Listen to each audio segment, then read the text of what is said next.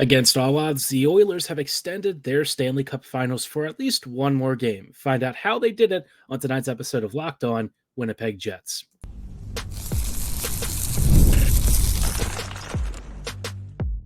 You're Locked On the Hockey Jets, your daily podcast on the Winnipeg Jets, part of the Locked On Podcast Network, your team every day. Evening, friends, and welcome to tonight's episode of Locked On Winnipeg Jets, part of the Locked On Podcast Network, your team every day. I'm your host, Harrison Lee, an avid Winnipeg Jets fan and an online blogger. You can follow me on Twitter at AJLivingLoco and at LO_Winnipeg Jets. Thanks for making Locked On Jets your first listen of the day every day. If you like what you're hearing, be sure to like, follow, and subscribe on all of your favorite podcasting platforms and YouTube. Doing so, of course, is always free of charge and ensures you never miss another episode. Most of all, though, we just love and appreciate your support. Tonight's episode, like I said, the Stanley Cup Finals will go on for at least one more game, which I think a lot of us were perhaps a little bit surprised by, but we also know that sweeping an opponent is really hard. And while it would have been very funny if Paul Maurice had managed to do it twice to the Oilers in the playoffs, let alone a Stanley Cup Final, obviously Edmonton is still a talented team and perhaps has been a little bit unlucky in the series. Certainly they've had some games where they've played poorly, but they've also had moments where they've just been completely stonewalled by Bobrovsky, especially like the first game, right? And Edmonton kind of deserved to win that one by a pretty fair margin and instead found themselves shut out. So at some point you had to expect that the dam was going to break and that Bobrovsky probably wasn't going to save 10 goals a game.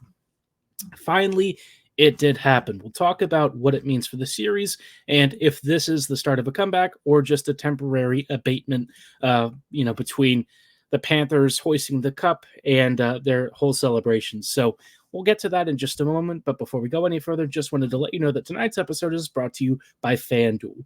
Make every moment more because right now new customers can get $200 in bonus bets with any winning $5 bet. That's $200 in bonus bets with any winning $5 bet. Visit FanDuel.com/lockedon to get started. Now, like I said, this game against the Oilers between the Oilers and Panthers was really Edmonton kind of letting out all the frustrations of not scoring the last three games, all in one outing. They lit Bobrovsky up in a way that he has not been lit up this entire playoff run, scoring 8 total goals. And of course, the Panthers did put Stolarz in and didn't really change much. Stolarz led in 3 goals. Wasn't exactly the most shining evening for him or for either goalie, really. And, for Stuart Skinner, he had a couple of really big saves early that probably stonewalled the Panthers and sort of ended up being the difference enough to eventually turn the tide of the game. I remember one particular wide open net that was on the 2-on-1 that somehow, I don't even know how Skinner managed to stop the shot, but he did, came across, made a beautiful glove save. And at that point, you just felt like, you know what? The Panthers might not be coming back in this one. And Bobrovsky finally had a little bit of a slip up. He really hasn't struggled at all throughout much of the playoffs. This time he kind of did. Again, one of the rare times this playoffs that he has struggled, and it was probably a performance for him to forget, but not exactly shocking. Eventually you're going to have a game that you maybe regret, something where you're not thrilled with the performance, and I think that's exactly what you described for this one off. But Bobrovsky's been brilliant otherwise. He'll certainly be my Conn Smythe pick. I think he probably deserves it almost over almost everyone else. Not that there haven't been other candidates, but I think with just how good Bob has been this playoff run and really this cup run, there's just no one else who's really doing as much as he is in total to get that team to their promised land. So in my mind, I think this game is just a temporary delay of sorts, but assuming that, the Panthers start to slip a little bit here, right? Maybe the Oilers come back with 1 or 2 more wins. Maybe they try and force a game 6 or a 7. My guess, though, is that you're going to see Bob have a big response game in game number 5. I think at home there's going to be even more impetus to really give the crowd a beautiful game, a beautiful victory, and a chance to celebrate with the Panthers all in the same building. Obviously, if Florida had completed the sweep, they would not have gotten to hoist the cup on their own ice, and now they get a chance to do it at home and have the fans all part of it. But assuming it doesn't happen, if the Oilers get a second win, suddenly a seed of doubt starts to be planted. Not that I think the Oilers are likely to pull this off, but it's not impossible, right? It would take a lot to go right. You'd probably have to have Bobrovsky not look immortal for at least a handful of games, because most of the series he's been a brick wall. But if he starts to slip even a little bit, it does leave just enough for Edmonton to try and squeeze through. In terms of creating chances for most of these games, that's really not been a problem. It's more just actually converting on those opportunities that has kind of been the difference. And then when they make a mistake, it's ended up in the back of their net. This time for the Panthers, that was kind of the reverse, right? When the Panthers made a mistake, they got scored on.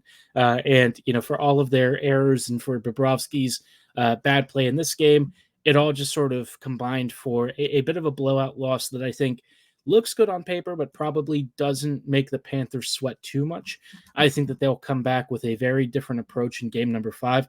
I think that they're going to be a little more focused. I expect Bob to be pretty locked in. I think you're going to see fewer of the silly turnovers and stuff that led to Edmonton scoring a whole heaping of goals. I think it's going to be a lot more competitive. But if the Oilers do squeeze out a second win, you do start to wonder, right? Could the Oilers feasibly come back in the series? It's obviously not impossible. I don't think it's likely. But again, you plant a little bit of a seed of a doubt, and suddenly, Edmonton has more life than I think anyone expected. Now, most likely, this is going to be a series that ends on, what is it, Tuesday, I think, is game 5. For Edmonton, it's been a tough run. I think there's probably a shred of good news that, both McDavid and Draisaitl have apparently signaled that they do not intend to leave the team and that they are committed to staying long-term, and that, they will likely sign extensions there here pretty soon, which, makes sense. I'd be curious to know if they want a bigger say in how the team is constructed. Do they want to have more input with the front office? Would be interesting, because it feels like when it comes to the team surrounding McDavid and Draisaitl, that's already been, that's always been the issue. They themselves have certainly played at an elite franchise, at times franchise or historically impressive pace, especially in McDavid's case. But it's never quite been enough to get them to the dance. And I worry for them that this is probably their best chance to win a cup, right? It's really hard to get back to a final, let alone making it to the conference finals. And Edmonton has certainly had some decent playoff runs recently, but to get all the way to a cup final requires some pretty special performances and arguably quite a bit of luck. And if you don't have that again in the future, it wouldn't be shocking, because Edmonton may still play well, but we've all seen teams that play well and still struggle to make the very last round. So this could be a crushing loss for them if they do end up falling to the Panthers. That is the most likely outcome. But strange things have happened before. Maybe they get reverse swept. Maybe it ends up being a huge embarrassment for Paul Maurice. But I suspect that come Tuesday evening, we are going to see Panthers hoisting the cup and having their celebration with the fans in Florida. But let me know what you're thinking for game number 3 or game number 5. If the Panthers end up falling, do you think the Oilers are going to come back in the series? Give your predictions below or at my social medias at HLivingLoco and at LO_Winnipeg Jets. Obviously, though, while the Jets may not be involved in this Cup Finals, just former Jets, I was thinking about next season, and I wanted to continue our series a little bit, talking about expectations and what I hope to see from some of our top skaters and even our depth guys in next season, right? And we've talked a lot about the top 6. Now it's time to move to the bottom 6. And I want to start off with our captain, Adam Lowry, who, had a pretty impressive season in his first year wearing the C on his chest. We'll get to that in just a quick moment, but before we go any further, just wanted to spend some time talking about our partners at Policygenius. A lot of life is unpredictable, but a good life insurance plan gives your family a financial safety net to protect against some of life's biggest unknowns.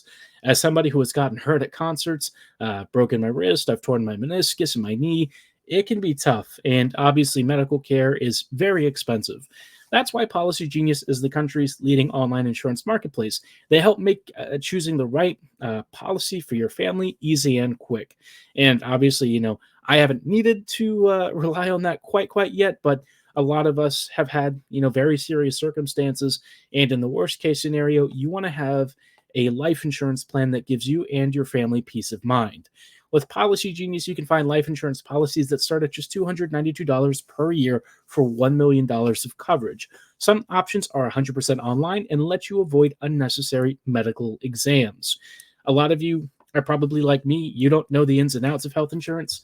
You don't know the jargon. Obviously, there's tons and tons of policy pages, and it takes time to sort through it, but Policygenius helps walk you through step-by-step with their team of experts, and they don't have any incentive to recommend one policy over another, so you can always be sure that you're getting the exact policy that matches your needs and your budget. They want to make sure that you're getting exactly the right coverage that fits your family and your desires and needs, and you can trust thousands of 5-star reviews on Google and Trustpilot for customers who found the policies they needed.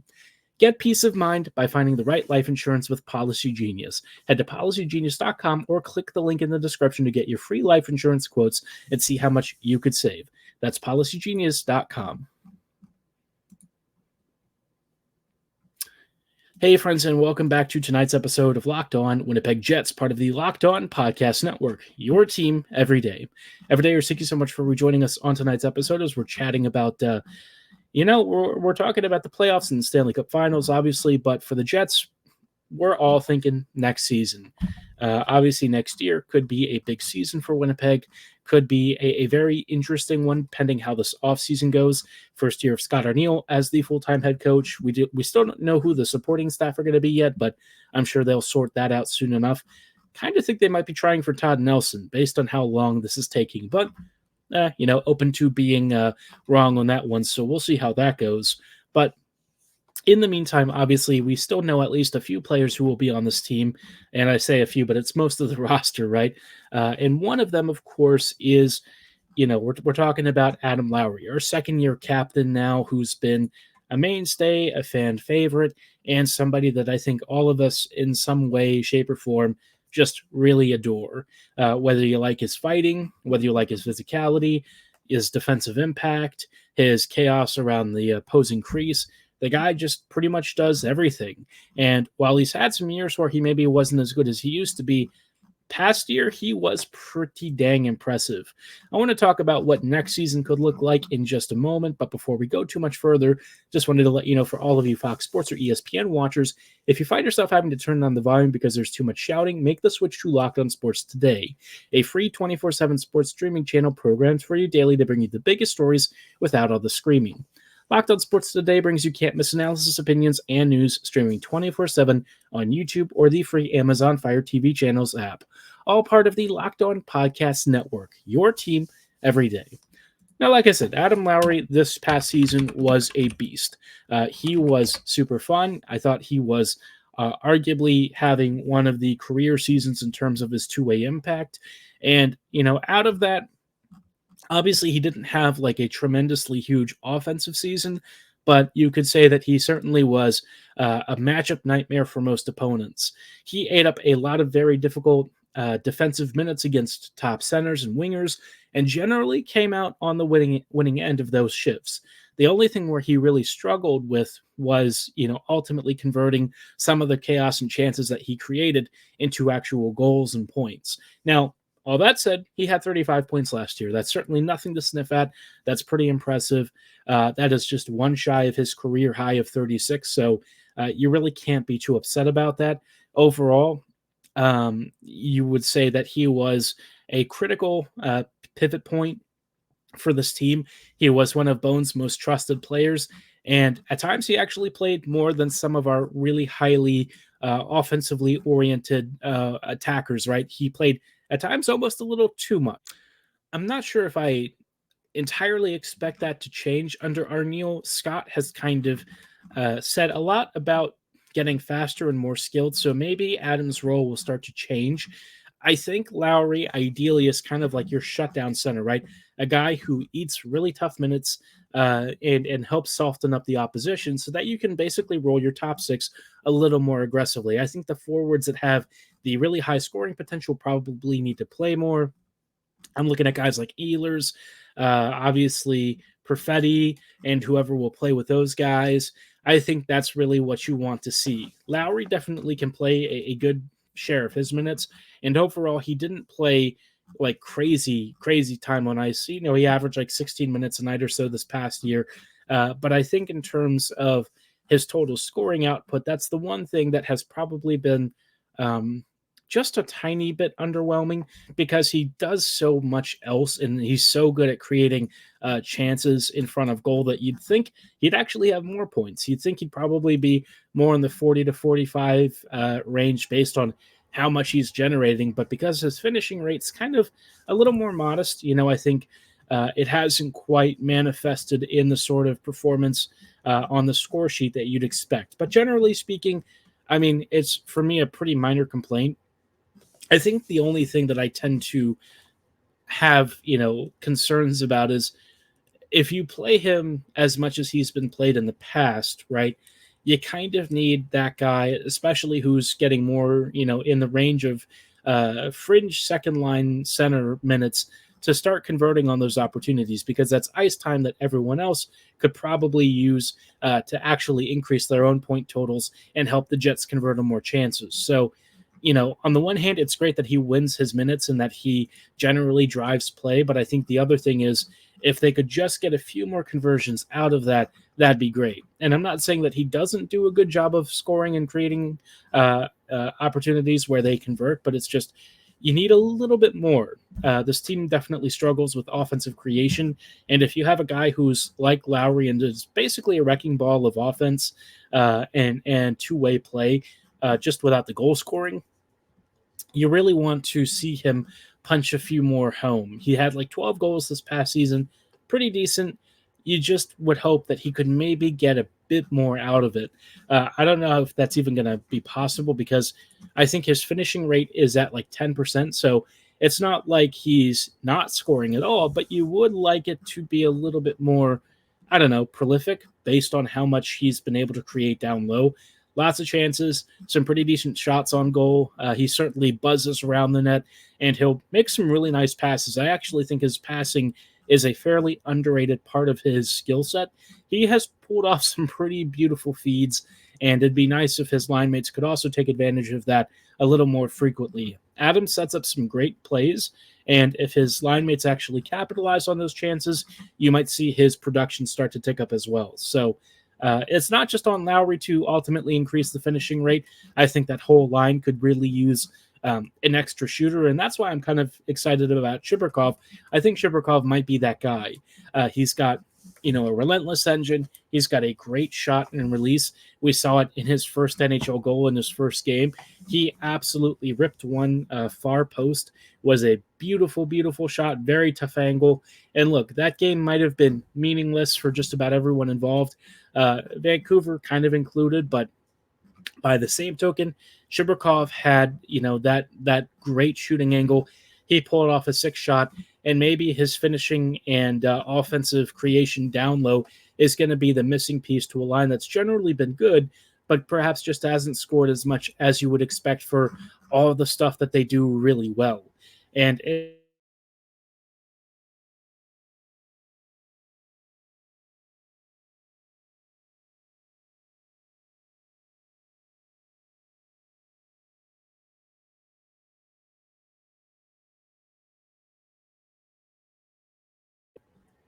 of course, apologies, we appear to have cut out. Was just saying that for the Jets, obviously, it's really crucial for, you know, if Chibrikov essentially fits in here like a glove and really starts to find his footing, I think that's a huge upgrade. I like the third line and what they've done the past few years, but, you know, I think Chibrikov might have just a little bit more jump, a little bit more finishing ability, and an extra layer of offense to his game that maybe Appleton hasn't always been able to reach. So I'm excited for this trio. I'm really excited to see what Lowry does next season. I think he'll probably have another 35 to 40 point season. Maybe he'll set a career high. You can only hope, because he's certainly been getting into the right areas. It's now just a question of finishing those opportunities. But let me know your predictions for the captain and what you think he's done so far as the first-year captain. Were you impressed with his performance? Do you want to see more out of him? Or do you think he has been absolutely perfect and exactly what the Jets have needed? Again, drop your thoughts in the comments below or at my social medias. But of course, one other player on this line that I thought would be worth talking about is Niederreiter, because I feel like for as much as I like Niederreiter, I felt like I wanted just a little bit extra from him as well. Although you look at his actual production, and he's generally been pretty fine. So I'll talk about that in just a moment. But before we go any further, wanted to spotlight our friends from earlier at FanDuel. Summertime means baseball, the NBA Finals, and of course the Cup Finals, and you can bet it all on FanDuel. Maybe you think the Oilers are going to stage a glorious comeback in one of the most impressive fashions in the Stanley Cup Finals. Maybe you think the Celtics are about to get a bit of a similar treatment from the Mavs. Maybe Doncic is going to put together a legacy series that you've never seen before. Whatever you're interested in betting on, though, new customers can get $200 in bonus bets with any winning $5 bet at FanDuel. That's $200 you can use to bet on everything from the Finals MVP to who's going to hit one out of the park. And for us Orioles fans, answer's probably Gunnar Henderson. That dude just loves hitting home runs. No matter what, though, be sure to visit FanDuel.com/lockedon and add a big win to your summer bucket list. FanDuel, America's #1 sportsbook. Hey friends, and welcome back to these closing thoughts on tonight's episode of Locked On Winnipeg Jets, part of the Locked On Podcast Network. Your team every day. Every day, thank you so much for rejoining us as we're just wrapping up really quickly with some final thoughts. Obviously, the Jets have still got some things to sort out this offseason. The roster is a big one. Quite a few players needing to have some difficult decisions to be made, right? Whether we're talking about guys who should be traded, bought out, etc., whatever it is, Winnipeg has a lot of tough choices. And I think one of the bigger things for Winnipeg that, the Jets are going to have to sort out is ultimately, assuming that Winnipeg keeps most of the roster intact, you want to see a few players really step up and elevate their games. And one guy that I'm kind of curious about is Niederreiter. He's been pretty dang good overall, but I feel like with Niederreiter, I feel like I want just a little bit more finishing out of him. Not that it's been bad. It's generally been pretty good, but for some reason, I just keep feeling like there's an extra level to his game that we have yet to fully see. I could be wrong about that. Maybe I'm sort of imagining it, but I feel like we're like real close to him hitting like another level to his game, and we just haven't been able to quite achieve that yet. He's generally been very productive. He's had like 30, 35 points since joining the Jets this past year. And in the season before, when he played, about a quarter of the season, he had like 13 points, right? So he's been closer to like half a point per game or so, just a little bit under. Certainly having a pretty good impact, and I think he's been a great fit for the Jets. In terms of his finishing rate, he's around where you'd expect, 10%. So you're getting a good like 20-20 sort of player if you had a full season of him in a perhaps more pronounced role. But I think with Niederreiter, I wonder if there's just a little bit more he can give us. He certainly had some games where he's gotten really close to scoring a few extra goals, and I feel like it's really silly to complain about him, or not really complain, but just ask for more when he's already giving you some really, really solid performances. But I kind of look back at some of his days with the Canes in previous years, and I feel like maybe he can give the Jets just a bit more finishing and offense to this bottom six. And maybe it's just a question of getting another talented line mate who can be more of a distributor and a creator than Appleton. Mason's done a really good job for what the Jets have asked of him, but I think if you want just an extra bit of offense, a little bit more finishing talent, that could be a big deal for, making that third line a little more impactful. And it might be to Niederreiter's benefit to get a guy like Chibrikov on his wing.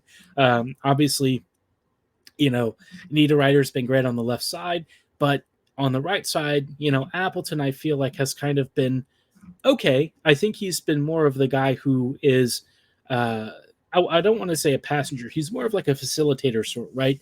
But then there's a part of his game where, like, he just doesn't have as much of the art form as, guys in the top six. I thought he would be like the next Andrew Kopp, and he's had flashes of that. But overall, I think his game has been maybe a bit of a step behind Kopp during his prime. And even Kopp nowadays is not what he used to be. But I think for what Chibrikov has kind of shown already, I'm pretty excited about what he has done. I think in the limited minutes we've seen, he could be really impressive. And I think that there's a chance that Chibrikov kind of fills in the gaps for what we're needing on this third line, which I think would be to both Lowry and Niederreiter's benefit. You add that extra engine, that extra bit of skill and finishing talent, and maybe it'll help those guys all hit closer to 40 points. Again, points really aren't all the be all end all for this line. That's not really their job and their role. But I think if you get on the score sheet a little bit more, it helped take off the pressure off the top six. I think that's the biggest thing that I want from this third line, is to help relieve some of that scoring burden from your two top skill lines. Not that it's bad that they are asked to do all that, because that's kind of their job too.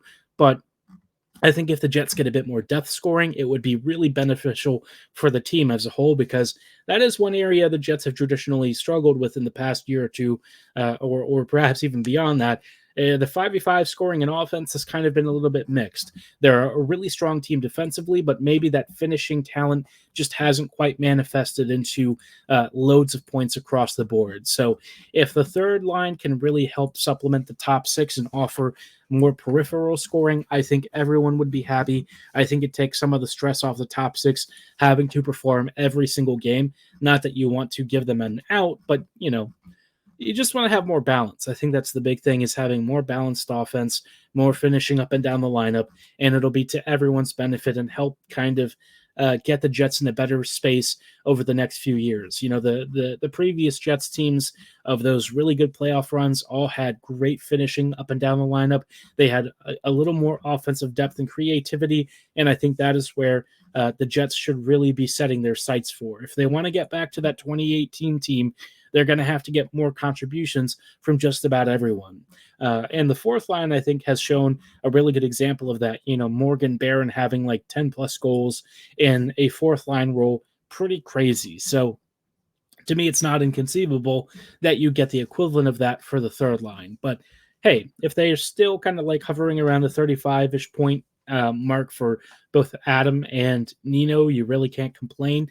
I just think that they've got even more to show us, and I'm hoping that we see that in next season. But let me know what you think Niederreiter and Lowry are going to do in the upcoming year. Are you happy with their performance? Do you think that they maybe want to convert on a few more opportunities? Drop your thoughts in the comments below, or at my social medias at HLivingLoco and at LO_Winnipeg Jets. For tonight's episode, though, that is going to be all the time that we have. I thank you for making Locked On Jets your first listen of the day, every day. We'll see you back here tomorrow with even more Stanley Cup coverage and, of course, perhaps more Jets offseason coverage as we hear more and more trade rumors. But like I said, for tonight's episode, that's going to be all the time that we have. Thanks so much for making Locked On Jets your first listen of the day, every day. We'll see you back here tomorrow, so have a great night. And as always, go Jets go.